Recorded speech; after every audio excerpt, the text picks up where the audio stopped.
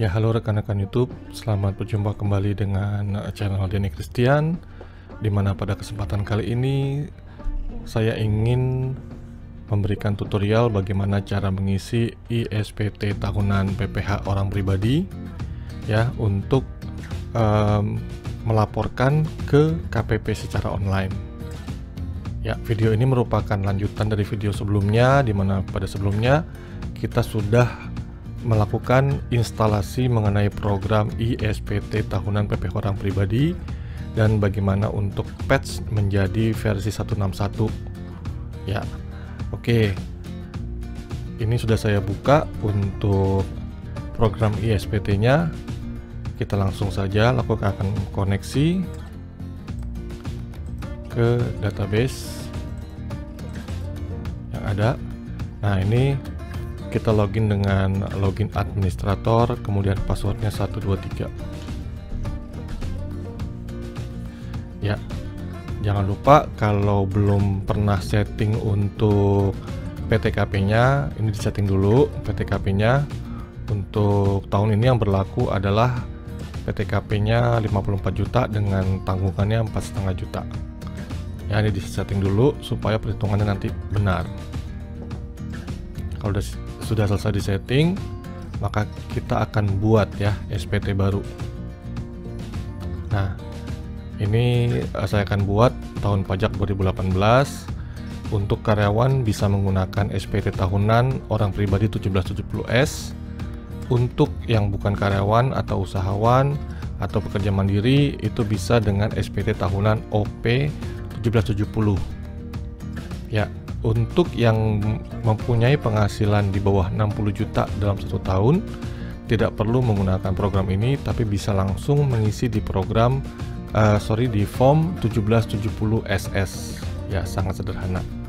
Oke, saya akan contohkan ini pengisian SPT tahunan orang pribadi untuk karyawan. Jadi kita akan menggunakan form yang 1770S. Kita klik aja dan klik OK ya. SPT berhasil dibuat. Setelah berhasil dibuat, kita akan buka SPT tadi untuk diedit ya. Untuk mengisinya ini terbalik ya, bukan dari induk ke lampiran-lampiran, tetapi dari lampiran-lampiran baru kita bisa membuat form induknya ya. Untuk Anda yang memilih status perpajakan dengan perhitungan PH atau pisah harta atau MT memilih terpisah, ini diisi dulu. Ini karena saya bukan statusnya PH atau MT, maka ada peringatan status kewajiban suami atau istri bukan PH atau MT. Tapi kalau Anda memilih yang statusnya PH atau MT, ini bisa diisi di form sebagai berikut ya. Diisi penghasilan neto suami dan sebagainya. Kemudian penghasilan neto istri ini juga sebagainya diisi semua di sini ya. Tapi karena saya contohkan bukan PH atau MT, tetapi saya memilih status sebagai kakak atau kepala keluarga, maka ini tidak perlu saya isi. Saya langsung aja isi ke lampiran 2 ya. Inilah lampiran 2 yang terdiri dari 4 bagian, yaitu bagian A, bagian B, bagian C, dan bagian D. Kita akan isi dulu di bagian D ya. Nah, bagian D ini memuat mengenai daftar susunan anggota keluarga. Ini bisa diisi dengan melihat daftar susunan anggota keluarga di kartu keluarga kita. Saya contohkan aja ya. Ini datanya asal aja. Contohnya misalnya nama istri saya sebut saja Lara Croft ya. Nah, nicknya ini bisa dilihat di kartu keluarga, tapi di sini saya isi asal aja. Nah, hubungan keluarganya misalnya istri, pekerjaannya ibu rumah tangga ya. Kemudian kita simpan. Sudah berhasil ya. Untuk Anda yang mempunyai anak, silakan diklik lagi tambah. Misalnya nama anaknya Shinchan. Ya, ini nicknya bisa dilihat, hubungan keluarganya anak, pekerjaannya misalnya pelajar. Ini bisa disimpan. Kemudian bisa ditambah lagi sampai 3 anak ya. Untuk yang statusnya K3 ini diisi semua di sini. Misal nama anaknya lagi Nobita misalnya. Hubungan keluarganya anak, pekerjaannya pelajar. Klik simpan. Dan terakhir mungkin kita anggap saja Shizuka. Isinya asal-asal aja. Misalnya anak, pekerjaannya pelajar. Ya, ini sudah kita isi ya. Ini kalau ini statusnya K3 berarti ya, kawin dengan anak 3. Selesai mengisi, kita klik simpan. Ya, bagian D sudah selesai kita isi. Sekarang kita ke bagian C. Bagian C ini berisi mengenai kewajiban atau hutang pada akhir tahun. Kalau Anda di akhir tahun masih mempunyai hutang atau kewajiban, ini bisa diisi di sini. Contohnya misalnya hutang KPR atau cicilan mobil atau kartu kredit. Nah, ini bisa diisi di sini. Klik aja tambah. Misalnya kita mempunyai hutang KPR, berarti kita hutang pada bank atau lembaga keuangan. Kemudian misalnya kita hutang KPR di bank XX lah. Alamatnya misalnya Jakarta. Tahun peminjamannya misalnya kita ambil KPR dari tahun 2010. Nah, jumlahnya ini diisi dari jumlah sisa KPR kita pada akhir tahun. Misalnya contohnya sisanya tinggal 100 juta. Simpan. Ya, ini hutang KPR. Atau mungkin punya lagi hutang kartu kredit atau hutang-hutang lainnya. Nah, ini bisa diisi di sini ya. Oke. Jadi ini bagian C sudah selesai, kita klik simpan. Kemudian kita masuk ke bagian B. Bagian B ini memuat mengenai harta pada akhir tahun.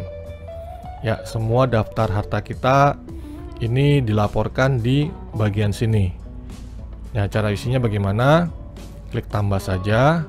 Kemudian misalnya kita punya rumah. Nah, di sini cari kodenya untuk rumah itu 061 ya. Untuk tempat tinggal, tanah dan atau bangunan untuk tempat tinggal. Nah, ini bisa diisi di sini. Kemudian kita ketik namanya, misalnya rumah tinggal di Jalan ABC. Nah, tahun perolehannya misalnya karena ini KPR tadi 2010, kita ketik 2010. Misalnya harga perolehannya 500 juta. Ya, tadi tinggal sisa 100 juta berarti di tahun 2018. Oke, simpan. Jika kita mempunyai mobil, misalnya kita juga bisa isi di sini dengan kode 043 mobil. Nah, misalnya nama hartanya kendaraan merek Toyota, misalnya seperti itu ya. Kemudian tahun perolehannya misalnya 2014. Harganya misalkan 200 juta. Keterangannya misalnya tulis minibus atau keterangan apapun bisa diisi di sini. Klik simpan. Kalau lagi kita punya motor, nah ini juga bisa dilaporkan di sini. Motor, sepeda, ini bisa kita masukkan di sini ya. Sebagai harta kita logam mulia, jika Anda yang punya logam mulia, ini bisa dilaporkan sesuai dengan kode-kode yang ada di sini. Misalnya kita juga punya tabungan atau deposito, uang tunai. Nah, ini juga contoh, misalnya kita punya tabungan di bank XX, misalnya tahun perolehannya di tahun 2018. Nah, ini diisi dengan saldo pada akhir tahun ya. Misalnya kita punya saldo 50 juta seperti itu. Ini bisa diklik. Ya, ini untuk harta bisa diisi dengan lengkap sesuai dengan harta yang kita punya, yang kita miliki ya. Ini kalau sudah selesai kita klik simpan. Ya, bagian B sudah selesai, kita masuk bagian A. Nah, bagian A ini adalah penghasilan yang dikenakan pajak final dan atau bersifat final. Contoh, kita punya deposito. Nah, dari penghasilan deposito itu kan kita dapat bunga. Bunganya itu dikenakan biasanya pajak final, yaitu 20%. Nah, ini bisa dilihat, bisa diisi di sini, yaitu dasar pengenaan pajaknya, bunganya berapa, kemudian PPh terutang yang sudah dipotong oleh pihak bank berapa. Ini bisa diisi di sini. Kemudian atau kita punya bunga atau diskonto obligasi bisa diisi di sini. Penjualan saham di bursa efek, hadiah atau undian bisa kita isi di sini. Kemudian kalau kita dapat pesangon atau tunjangan hari tua, ini bisa kita isi di sini ya. Nah, ini bisa dilihat ya semua ya transaksi-transaksinya. Penghasilan-penghasilan yang dikenakan PPh final atau pajak final dan bersifat final, ini bisa kita isi semua di sini. Oke. Kalau sudah, kita klik simpan saja. Ya, lampiran 2 sudah selesai. Kita akan masuk untuk mengisi lampiran yang ke-1. Nah, lampiran 1 ini terdiri dari 3 bagian, yaitu bagian A, bagian B, dan bagian C. Kita isi bagian C. Biasanya untuk karyawan itu mendapatkan bukti potong PPh 21-nya itu di akhir tahun adalah berupa form 1721A1. Nah, itu bisa juga dijadikan dasar untuk mengisi ini ya, bagian C, daftar pemotongan atau pemungutan PPh oleh pihak lain dan PPh ditanggung oleh pemerintah. Untuk karyawan isinya dari dari form PPh 1721A1. Misalnya kita klik aja tambah, kemudian nama perusahaannya PT Untung Selalu misalnya ya. Ini NPWP diisi dengan NPWP sebenarnya ya. Kalau NPWP-nya salah, dia tidak mau disimpan ya. Misalnya contoh saya isi seperti ini. Kemudian nomor. Nah, nomor ini bisa diisi dengan nomor form yang kita dapat. Misalnya 1721A1 itu nomornya bisa kita lihat. Bentuknya mungkin seperti ini, saya juga tidak tahu nomornya seperti gimana. Ya, misal tanggalnya kita dipotong di tanggal 31/12/2018. Nah, misalnya PPh yang dipotong 2,8. Ya, ini bisa kita simpan. Nah, ini adalah dari form PPh 1721A1. Jika rekan-rekan YouTube mempunyai daftar-daftar pemotongan yang lain, ini bisa juga diisi di sini ya. Tapi untuk karyawan biasanya hanya mengisi dari form 1721A1 saja. Oke, kalau sudah kita klik simpan. Ini bagian C sudah selesai. Kemudian kita ke bagian B, yaitu penghasilan-penghasilan yang tidak termasuk objek pajak. Ya, jadi semua penghasilan-penghasilan yang kita terima di tahun pajak, misalnya kalau kita sedang membuat 2018, berarti semua penghasilan yang kita terima dari tahun 2018 kita laporkan. Ya, untuk yang bagian yang tidak termasuk objek pajak ini bisa diisi di bagian sini. Contohnya apa? Bantuan, sumbangan atau hibah. Nah, jumlah penghasilan kita terima diisi di sini. Kemudian kalau kita menerima warisan dari orang tua, nah ini juga bisa diisi di bagian sebelah sini. Atau kita mempunyai bagian laba atau klaim asuransi kesehatan, kecelakaan, atau beasiswa. Nah, ini bisa semua diisi di kolom sini, yaitu penghasilan-penghasilan yang tidak termasuk objek pajak. Oke, kalau sudah tidak ada, kita beralih ke bagian A. Bagian A adalah penghasilan neto dalam negeri lainnya yang tidak termasuk penghasilan dikenakan PPh final atau bersifat final. Ya, tadi di lampiran 2 kita lihat ya, ada penghasilan-penghasilan yang sudah dikenakan PPh final. Itu kita masukkan ke lampiran 2 tadi.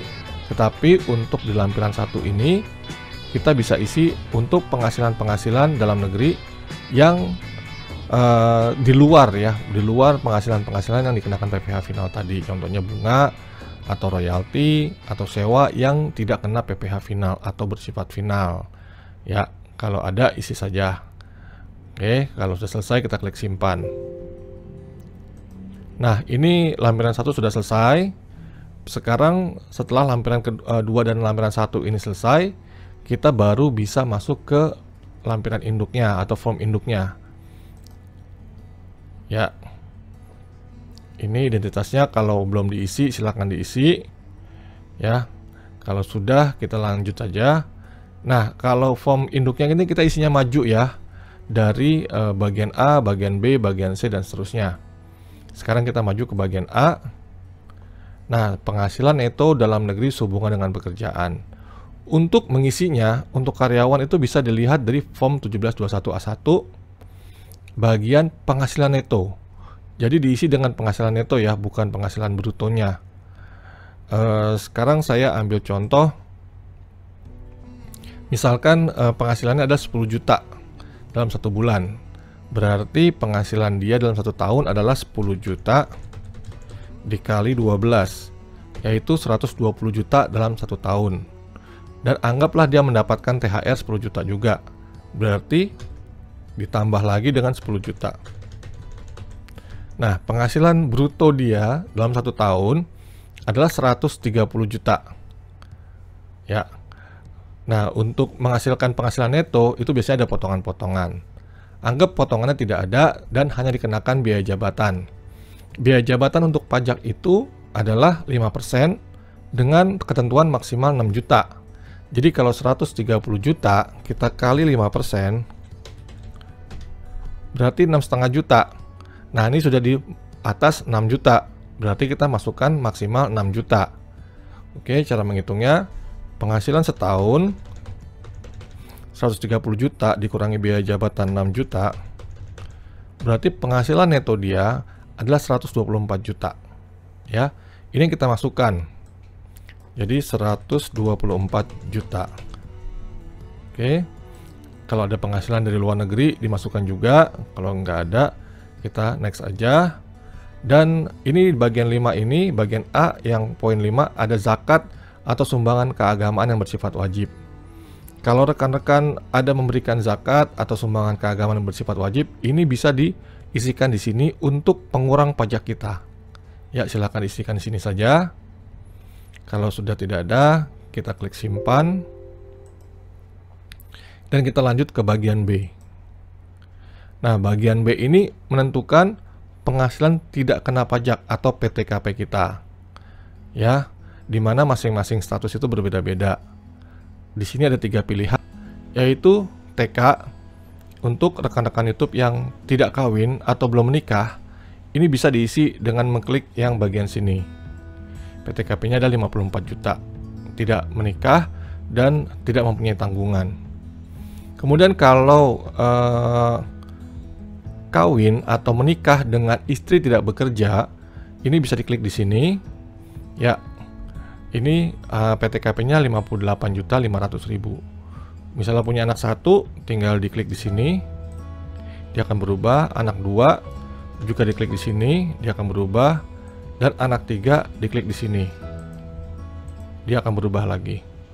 Ya, kalau yang ini adalah untuk yang statusnya menikah dan istri bekerja. Ya, istri bekerja yang kita sudah pilih sebelumnya di awal, yaitu KK, HB atau PH. Nah, itu berbeda-beda ya kalau kita pilih di sana. Ini untuk yang kawin dengan istri bekerja dengan gabungan, mungkin ya, dengan gabungan adalah seperti ini. Kalau misalnya memiliki tanggungan 1 atau 2, nah ini akan berbeda-beda ya. Ini bisa dipilih di sini kalau istrinya bekerja. Tapi karena saya tadi memasukkan untuk istri statusnya ibu rumah tangga dengan anak 3, maka kita isi dengan K3 ya. Nah, ini PTKP-nya seperti ini. Oke, kalau sudah kita simpan. Dan kita masuk ke bagian C. Nah, bagian C ini secara otomatis akan menghitung. Tadi di bagian B kan sudah ditentukan PTKP kita dengan penghasilan 124 juta ini, PTKP 72 juta, maka PKP kita adalah 52 juta. Maka pajaknya adalah seharusnya 2,8 juta. Ya.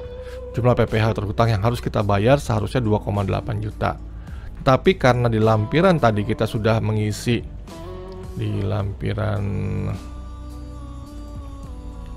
sini kita sudah mengisi bahwa kita sudah dipotong oleh perusahaan sebesar 2,8 juta, ya, maka di bagian D-nya sini ini akan otomatis terisi bahwa PPh kita sudah dipotong oleh pihak lain 2,8 juta, sehingga PPh kita yang harus dibayar sendiri adalah 0 atau nihil.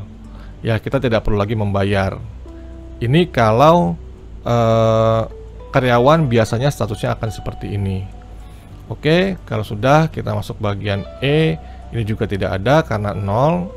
Kemudian bagian F, ini juga tidak ada karena 0. Ya, untuk rekan-rekan yang masih mempunyai selisih kurang bayar, ya, misalnya untuk PPh yang terhutang dengan yang sudah dipotong ini masih lebih besar yang terhutang, maka ini akan ada selisih kurang bayar dan kita harus membayar dulu. Ya, ini dibayar dulu baru kita bisa melaporkan SPT tahunan kita. Oke. Karena ini tidak ada, kita langsung aja dan kita masuk bagian pilihan lampiran-lampiran. Yang kita lampirkan adalah surat setoran pajak lembar ketiga PPh 29 ini kita nggak ada ya. Jadi kita kan nggak ada bayaran, kita centang aja dan kita klik yang fotokopi formulir 1721A1. Ini yang kita centang bahwa kita akan menyertakan fotokopinya ya dari form 1721A1 yang kita terima. Kalau untuk kuasa dikuasakan, klik di sini. Ya, kalau yang dengan tadi statusnya PH atau MT bisa klik di sini. Kalau sudah kita simpan. Ya, laporan SPT kita sudah jadi. Kita bisa lihat di menu cetakan sini.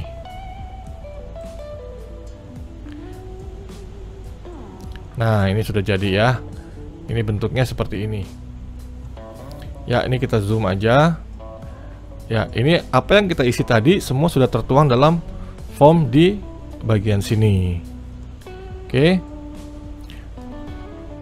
Ya.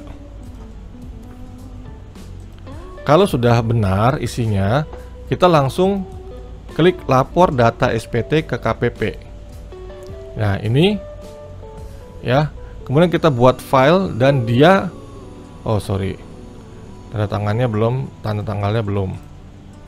Berarti di laporan induk ini tadi kita isi dulu tanggal dan tanda tangannya. Ini wajib pajak. Anggap aja isi aja tanggal 25 aja, 25 Maret 2019, sorry. Simpan. Nah, ini sudah jadi. Kemudian kita klik lapor data ke SPT ke KPP dan kita buat file saja, maka dia akan membentuk file CSV. Nah, file CSV inilah yang akan kita laporkan untuk di-upload ke situs lapor pajak secara online ya. Oke, cara mengisinya adalah seperti itu saja, mudah dan simpel dengan menggunakan program iSPT ini. Ya, mudah-mudahan ini berguna buat rekan-rekan semua. Jangan lupa untuk subscribe dan share, dan apabila Anda menyukai, klik juga dengan tombol like-nya. Ya. Oke, sekian saja cara mengisi SPT tahunan orang pribadi dengan menggunakan program iSPT. See you next time in the next video and bye-bye.